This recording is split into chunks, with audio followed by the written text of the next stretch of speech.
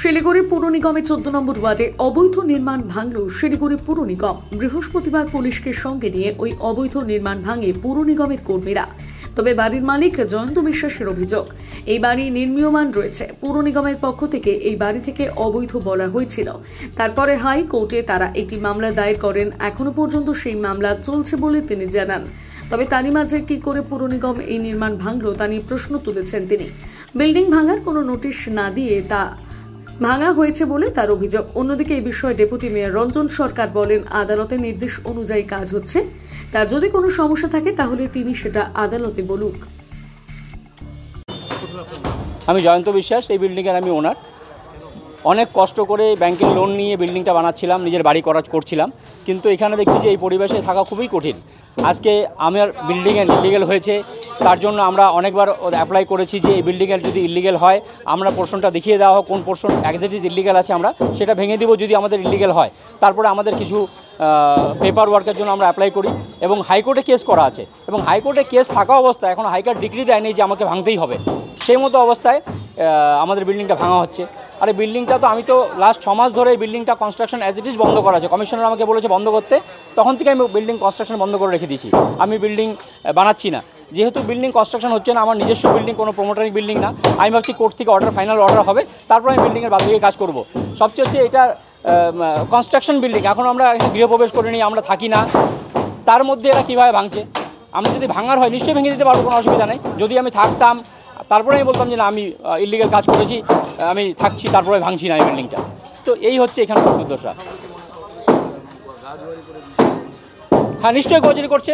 যে কর্পোরেশনের আমার হাইকোর্টে যখন আমরা অ্যাপ্লাই করেছি, নিশ্চয়ই হাইকোর্ট আমাকে অর্ডার দেবে, তারপরে আমরা যা কিছু করার করবো।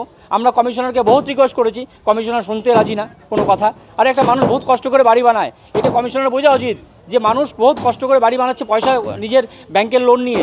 উনি তো হচ্ছে যেদিন ওনার যদি এরকম কোনো ইলিগাল কেউ নিজের বাড়ি ভাঙবে তখন সে বুঝতে পারবে যে তার কতটা কষ্ট হয়। আমাকে নোটিশ আগে দেওয়া হয়েছে, আজকে লাস্ট 1.5 মাস 2 মাসে কোনো নোটিশ নাই। হাইকোর্টে যখন আমরা কেস করেছি, হাইকোর্টে যখন কেস চলছে, তখন তো তারপরে তো নোটিশ যে ভাঙবে সেটা তো আমাকে দেওয়া উচিত যে না, তোমার কেস ফাইনাল হয়ে গেছে, তোমাকে আমি নোটিশ দেবো। এটা তো কোন ধরনের, কোন সমাজে আমরা বসবাস করছি? 100% এটা আমরা হাইকোর্টে দেখবো। এই যে যত ইলিগাল হয়ে যা পোর্শন হচ্ছে, এটা যদি ইলিগাল আমরা পেয়ে যাই, তারপর আমরা আবার আইনি ব্যবস্থা নেব নিশ্চয়ই, তখন দেখা যাবে কি হয়।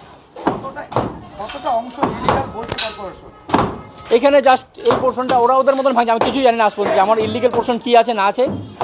ওদেরকে বারবার বলা সত্ত্বেও ওরা বাস ভেঙে দিচ্ছে। এখানে এরকম হয় না কখনো, কোনো গায়ের জোরে কোনো কারোর বাড়ি, এটা কি আইনের বাইরে গিয়ে হয় নাকি?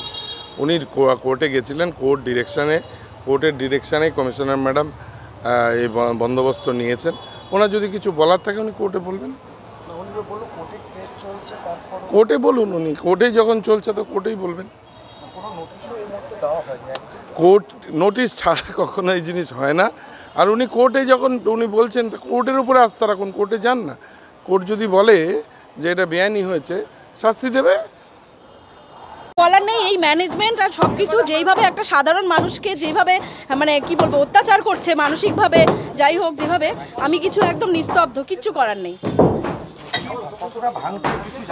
কিচ্ছু বুঝতে পারছি না। আমি ট্রিটমেন্টে ছিলাম, আমি আর আমার হাজব্যান্ড পরশুদিন আমরা রাতে দিল্লি থেকে এসেছি।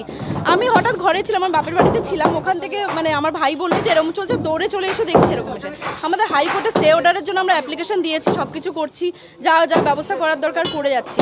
হঠাৎ করে উইদাউট ইনফরমেশনের অনেক আগে এসেছিলো যে আমাদের এটা ভাঙতে হবে, কিন্তু তারপরেই তো আমরা হাইকোর্টে কেসটা করেছি। তো আমাদের সেইটুকু সময় দেওয়া হবে? সেই সময়টাও দেওয়া হয়নি। বললাম না, সাধারণ মানুষ কষ্ট করে বাড়ি বানায়, তো তাই ওরা বুঝতে পারে না। যখন নিজেদের ঘর এরকম করে ভাঙবে তখন ঠিক বুঝতে পারবে ওরা। গায়ের জোরে অবশ্যই, যেদিন থেকে আমরা এই বাড়িটা বানানো শুরু করেছি সেদিক থেকে নানা দিক থেকে আমাদের কাছে প্রেশার আসছে।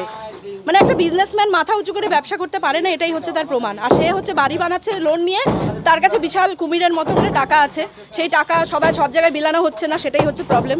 আর কি বলবো, এই ম্যানেজমেন্ট পুরো যা আছে, কর্পোরেশনেরই গায়ের জোর হবে নিশ্চয়ই। কার বলবো আমি? এখন তো আমি বললেও আমি এখন সব জায়গায় হাইলাইটেড হয়ে যাবো না, বলতে পারবো না, মুখ বন্ধ করে রাখতে হবে সব কিছু জেনে।